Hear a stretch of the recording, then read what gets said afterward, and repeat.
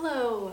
Welcome back to the Fuzzy Wuzzy Knitting Podcast. This is episode 2, and I have just a couple things to talk about today, so it might not be very long, but let me know in the comments anything you want me to talk about that I'm not already covering, and I'm happy to Okay, but the first thing I want to talk about is the sweater that I'm wearing right now. This is the Fuzzy Wuzzy Pullover. This is made with Mohair So Soft by Loopy Mango and US 15 needles, which I believe are 10mm knitting needles. This is a pattern by myself, and you can get this on Ravelry right now. I am also going to be posting it on Ribbler? I just made an account on that site, so I haven't set up everything yet, but it will be available there too. I do have a couple things on Etsy, but I'm thinking of removing them and not using Etsy anymore. It's just a little bit expensive for I just don't know that I like Etsy that much for as a maker. So yeah, if you're interested in this pattern, it's available on Ravelry, and I'll put the link for the pattern below. I am also going to do a tutorial video that shows how to make this sweater, so that'll be in the coming weeks, and you can get the pattern and then follow along, or you can just get the pattern and go rogue. It's probably technically an intermediate pattern because of this v-neck. Well, I guess it could kind of teeter between easy and intermediate, because you are knitting in the round and you do have to change colors for the stripes, and you knit the sleeves in the round, so you pick up stitches. You have to do a 3-needle bind off for the shoulders, and you do this rib v-neck with a 3rd needle. So it's kind of teetering between easy and intermediate. I think those are all very doable things when you're just starting out, especially with all the resources on YouTube and videos that help with things like how to do 3-needle bind off, or how to knit in the round. I think it definitely could be an easy pattern, but keep in mind that there are a few things that require using more than 2 needles. Could also be a good introductory pattern for doing things like that that require an extra tool. And I always really enjoy using an extra tool. I don't know, there's just something about it. It's ooh, an extra thing I get to do. And I also really love doing 3-needle bind off. It's my preferred way to bind things together. I think it looks the cleanest, and maybe it's just because I'm not very good at mattress stitch and I hate Kitchener stitch, but I really like 3-needle bind off, so I highly recommend giving it a try. And yeah, I think it's probably mostly easy, maybe a tiny bit intermediate. But if you're interested, this pattern is available on Ravelry. Yeah, and there are a ton more pictures of it on my Instagram. You can see all my test knitters wearing their versions of the sweater. Some of them use different yarns too, if you want to use a yarn other than Loopy Mango Mohair So Soft. You could use any bulky weight yarn that would obtain gauge. I really liked the mohair aspect and the way the mohair drapes, but you can knit it in anything that you're able to get gauge with. Okay, since I just talked about this pattern, I'll talk about the next pattern that I'm going to be doing a tester call for and then releasing in the coming months. And if you've been on my channel for a while, you've already seen this, because I knit this last July, and I was planning on writing the pattern, but I didn't ever grade it or turn it into a chart, and I'm kind of glad that I waited, because I feel I'm much better at writing patterns and using charts now. And I feel anything with cables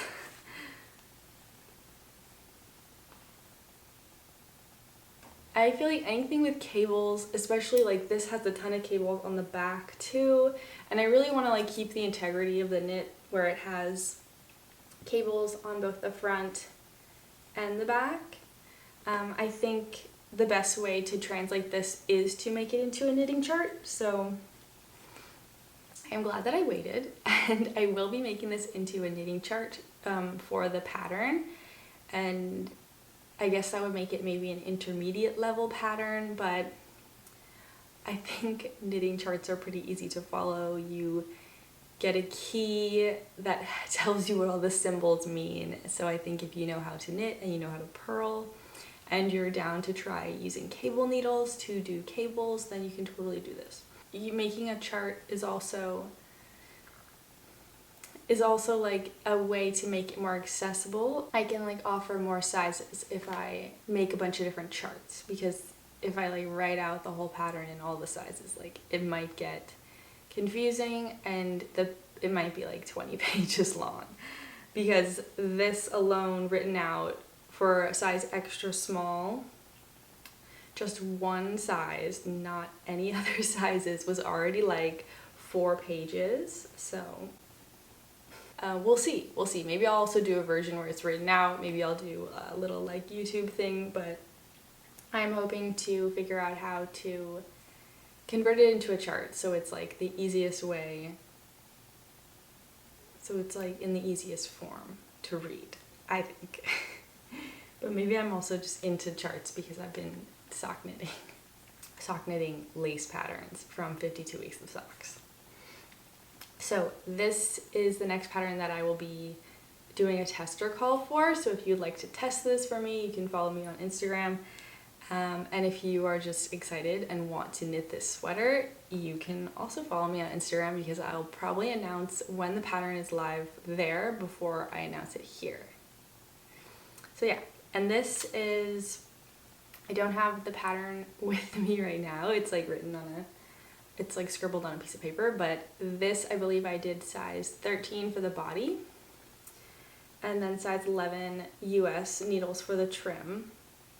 And this sample is knit with Wool in the Gang Feeling Good yarn, but I think I'm going to try and see if I can knit a sample with Loopy Mango Dream, the worsted weight yarn, because it might not be as fine as this, but I think it's pretty close. Like their worsted it's very similar to this. So I'll see, and I'll let you know all the different yarns that I tried when I designed the sweater. Now I'm going to talk about my whips. I forgot I had to take a COVID test. My whips. So the first one that I'm going to talk about, because it's right next to me, is the Camisole number 5 by My Favorite Things Knitwear. Wait, I'm pretty sure, hold on, let me just check. Yes, Camisole number 5 by My Favorite Things Knitwear. This is what I have so far. Oh my gosh. Here.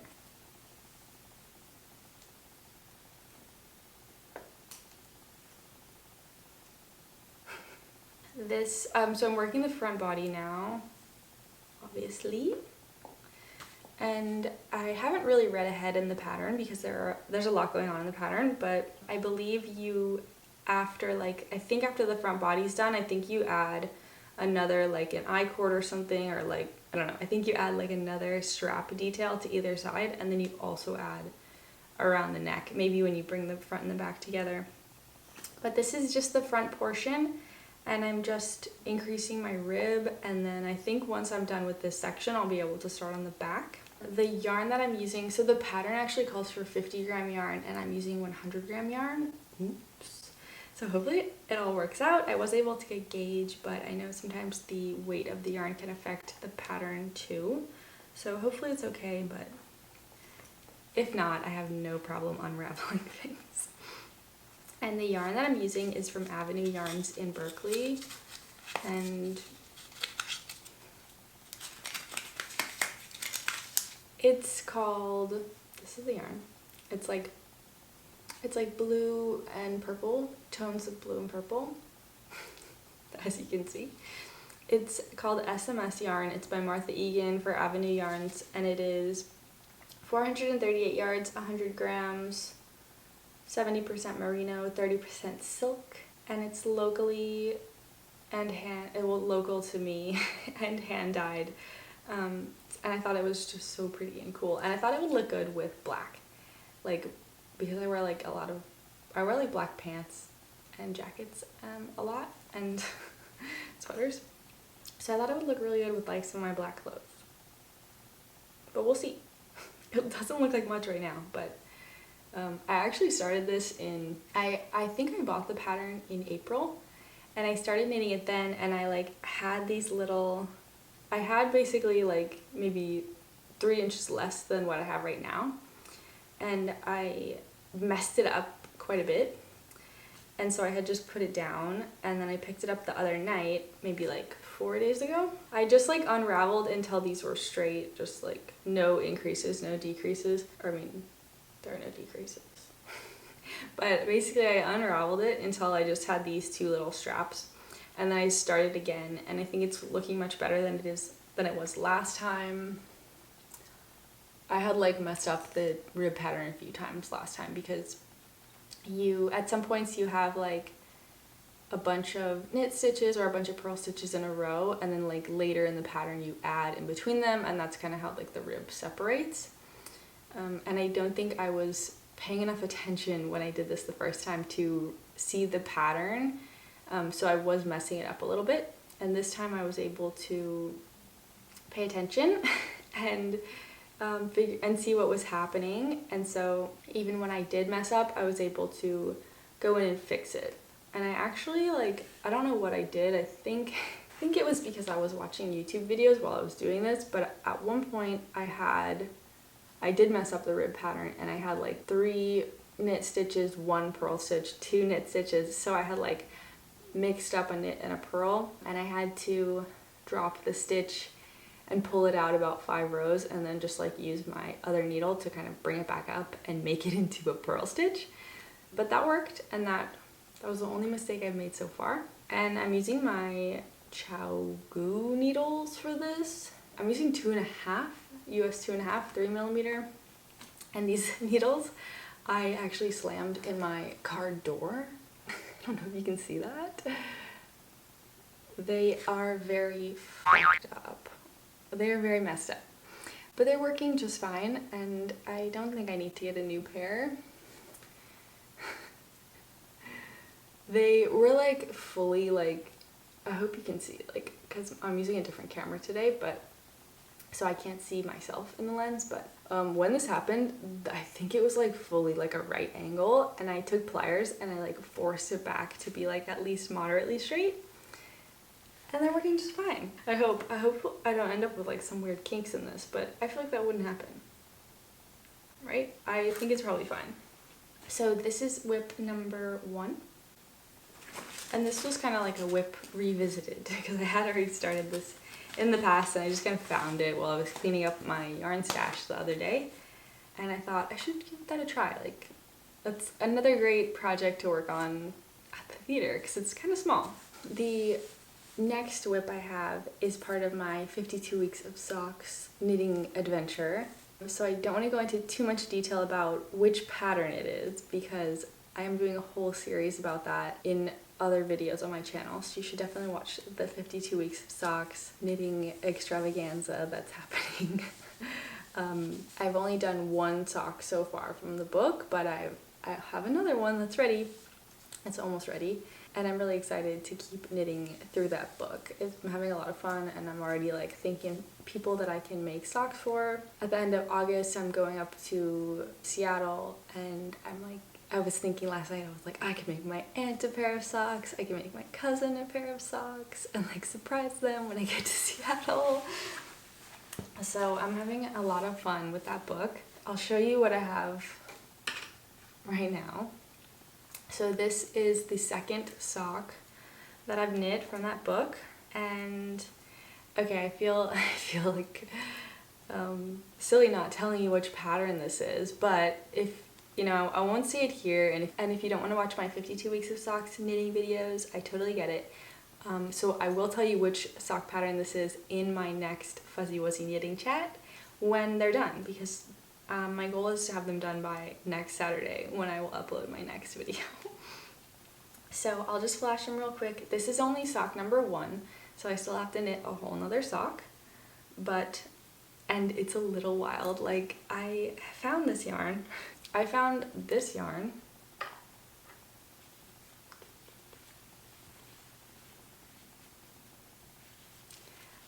while I was organizing my yarn stash, which you'll also see on YouTube in a little while, shortly, in a few days. I purchased this from Imagine Knit in SF like maybe a year or two ago. It was a while ago, and I only purchased it because I saw it knit into a sock as a sample, and it was on sale, and I thought it was just like kind of a cool looking yarn, like cool blue, like I love this shade of blue and like the space dye. I don't know, there was something about it, and I was like, it's so cute, I need it. And I bought it, but I'd never knit a pair of socks before, and so I never used it. And I found it the other day and I really wanted to use it, but like all the patterns in 52 Weeks of Socks are like really beautiful, and there are a lot of lace patterns in that book, and there are only a couple like fully stockinette socks in that book, and one of them uses like a Verb for Keeping Warm yarn, and a Verb for Keeping Warm is in my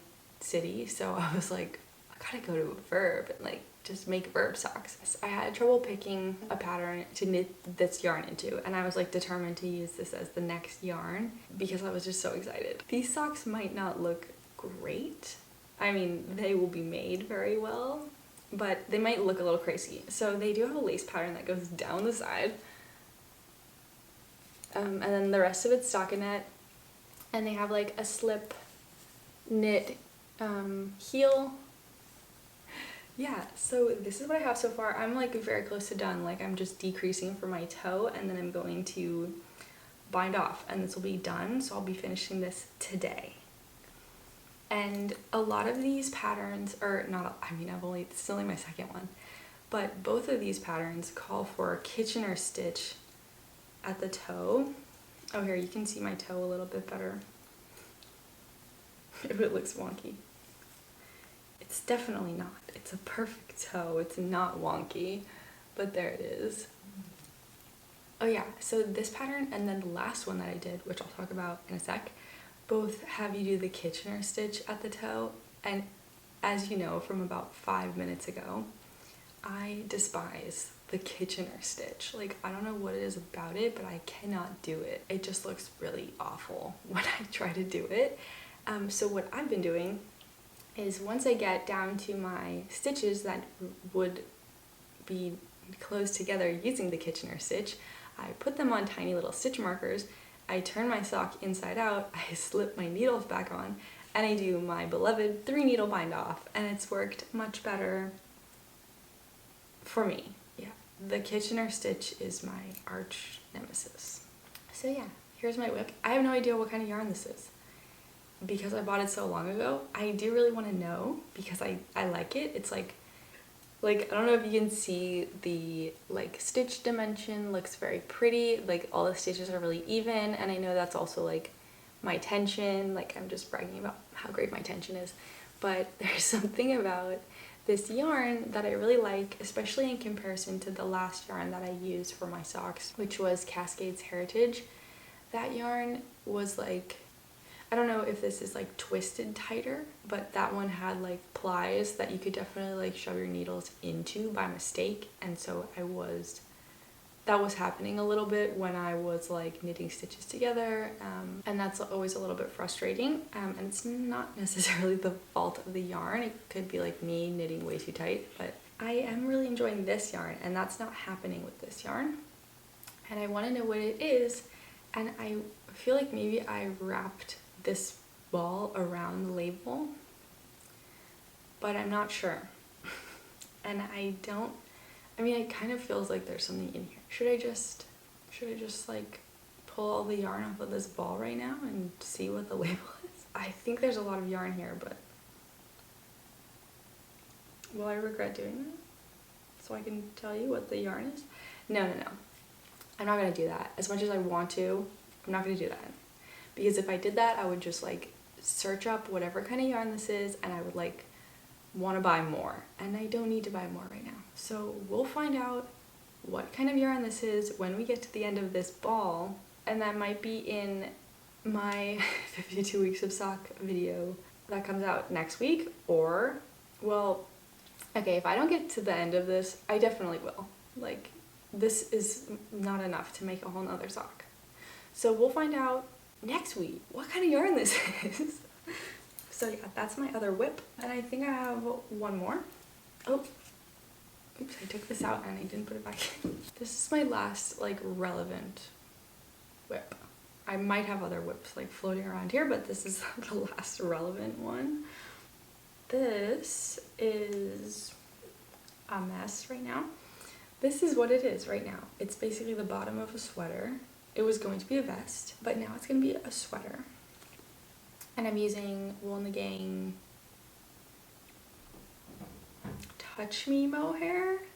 And then this is from my pure mesh pullover that I unraveled because it had a few mistakes that were like way too visible for me to feel comfortable wearing it. And this is current yarn from a Verb for Keeping Warm, so it's very nice. I think it's like mohair and I don't know, maybe silk. It's so nice and soft. So I'm holding those together and I'm making this. And originally it was going to be a vest, but now I think it's going to be a pullover crew neck sweater. And once I get up to the underarms, I'm going to knit the sleeves separately and do a raglan. And I think I might do like a different stitch around the yoke area. But this all like came into my head last night while I was trying to fall asleep. So we'll see. We don't know what this is going to be yet. I'm just kind of like freehand knitting at this point and trying to write it down. So if it turns out well, I can write it into a pattern because sometimes I forget to write that stuff down. So yeah, not much going on here yet. And then I have a couple finished objects. So I have these. I've been like getting really excited about yarn bombing, and I thought I would try to like practice crochet to make some yarn bombs because I'm not very good at crochet, but I am able to do it very quickly once I get the hang of it. So I made like this smiley face and then I made this, which is meant to be like the side of a flower. And so I'm making a bunch of these and I'll probably like stitch them together and make like a big cute thing and then just go like hang it up somewhere. But I'll probably talk about that later when I have more of these. And then I have a pair of socks that I finished. These are the Erica socks from my sock video that I just posted. These are the socks that I knit with the Cascade Heritage yarn that I was just talking shit about. They are super cute and I love them because they're the first socks that I knit, not counting the other socks that I've already knit.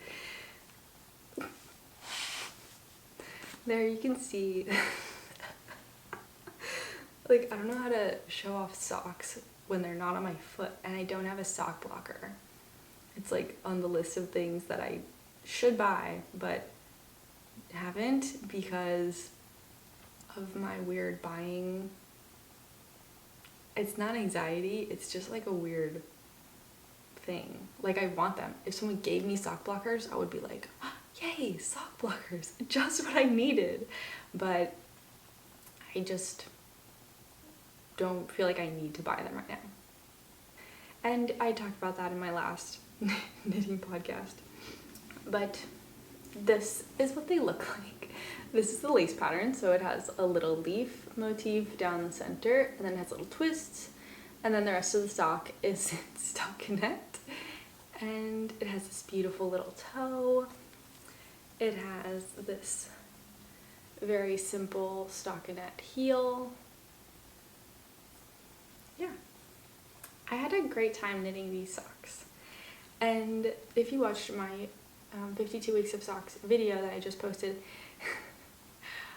after I posted that video, I was like looking through my phone and I found like 3 more clips of me knitting these socks. And it's because I have a camera, a real camera, that I often have with me for recording, but sometimes when I'm at work or like around people in general, I don't want to use my camera because it's more obvious what I'm doing. And so I'll use my phone to film, and I just forgot about those clips.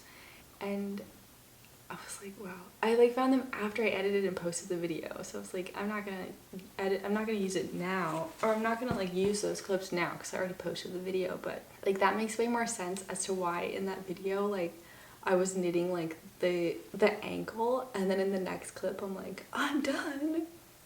I was like, what? How do I not have any more clips? Like, how did I just finish a whole sock and then I also pull out the other sock? Like, Okay, so the next video will have much more process because that was my bad. I definitely had more footage that I just like forgot about. But anyway, these were very quick to knit, much faster than the blue ones that I'm doing now.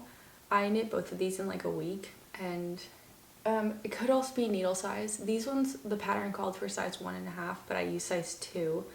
And thinking back now, I probably should have just used size 1.5, even though I wasn't really able to get gauge with 1.5. But they came out a little bit loose. Like, I don't think I could wear these in a pair of sneakers.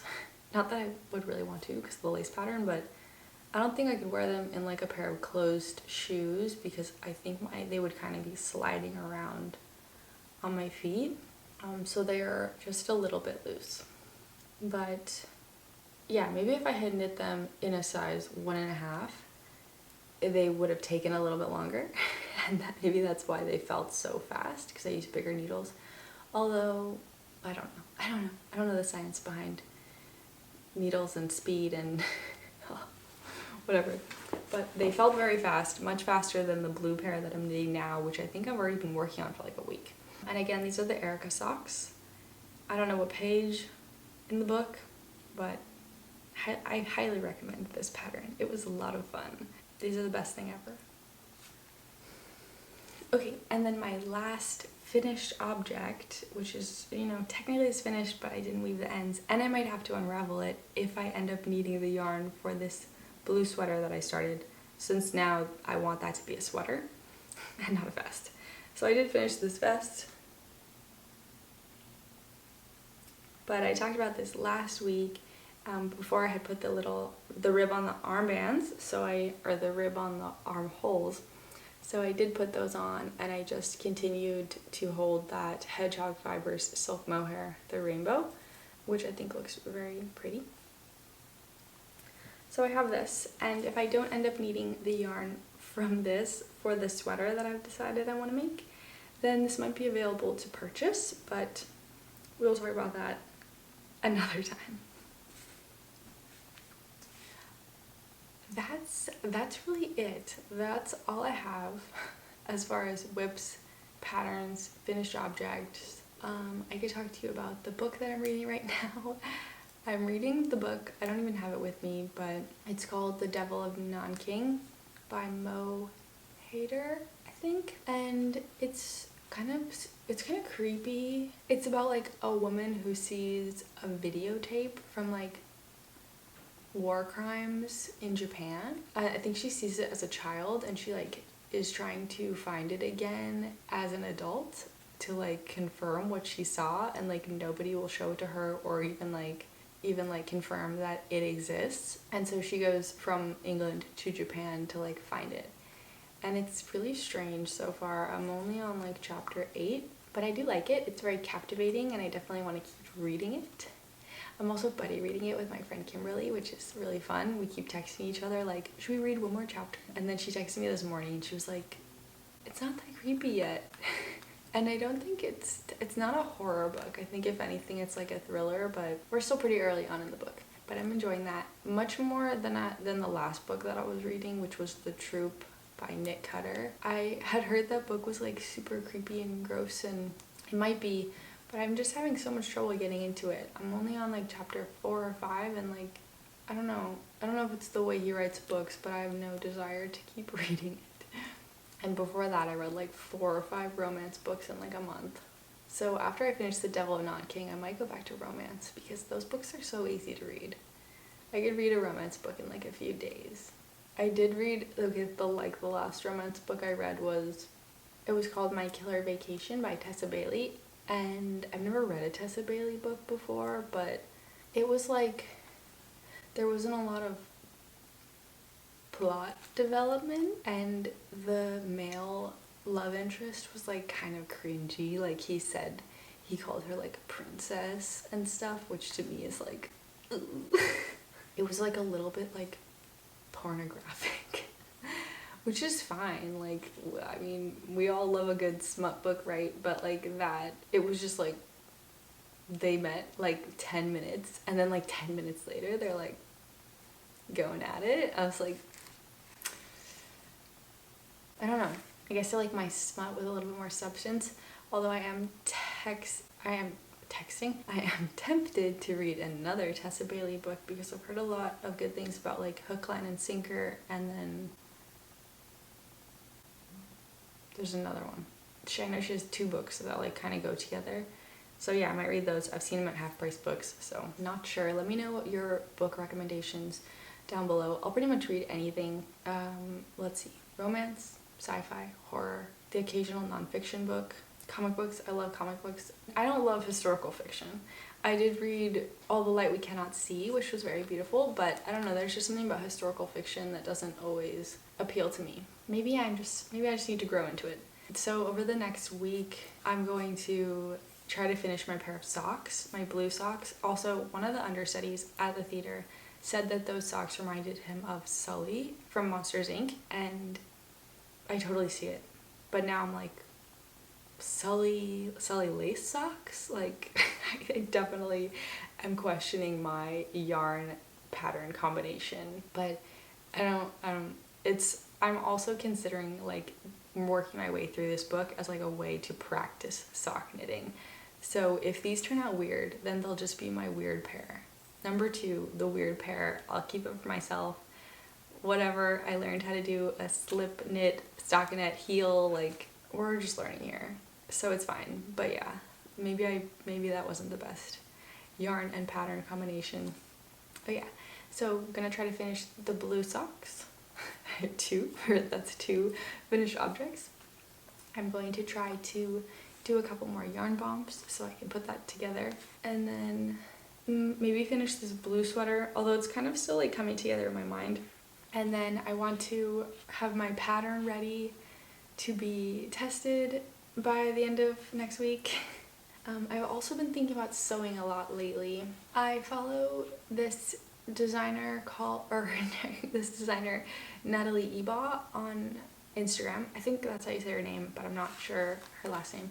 We're Instagram mutuals. We follow each other, and she makes really cool she makes really cool sewing patterns. And she did a quilted jacket a few months ago, and she did like a class where she taught you how to make the quilted jacket, and I kind of want to make one. I might like make one inspired by her, but I kind of want one with like a little collar, like a chore coat vibe, but like quilted. So I'm thinking maybe I'll use my Monday to do that, but I'm not sure. Oh, and then I also am trying to design a pair of socks. I have it in my head. I have a couple pairs of socks that I want to design in my head, and I just need to like sit down and do a little research and development on writing a sock pattern. I have like a lot of stuff like brewing in my head right now for patterns. I've been feeling pretty inspired lately, which is good because a few months ago I like didn't want to do anything. Okay, but now it is 11 a.m. on Saturday, the day that you'll be seeing this video. Isn't that epic? I'm filming the day that I'm going to post this video, which is, okay, yeah, maybe it's epic because it's like real time. Like, that's a lie this morning, but I really waited till the last minute to film this, and I do not want to do that again because I'm trying to stick to a schedule. Saturdays, we talk about knitting. So thank you so much for joining my little knitting chat. Hopefully it was interesting. I would love to know what your whips, what kind of whips you're working on down in the comments. If you've been up to any sock knitting lately, because I'm like very, very into sock knitting and I would love to talk to people about sock knitting. Also book recommendations. I absolutely love reading books. Give me all your recommendations in the comments. If you made it to the end of the video, leave me this emoji in the comments. Yeah, just so I know we're here together. All right, I hope you have a wonderful day and a great weekend, and I hope all of your crafting projects are successful.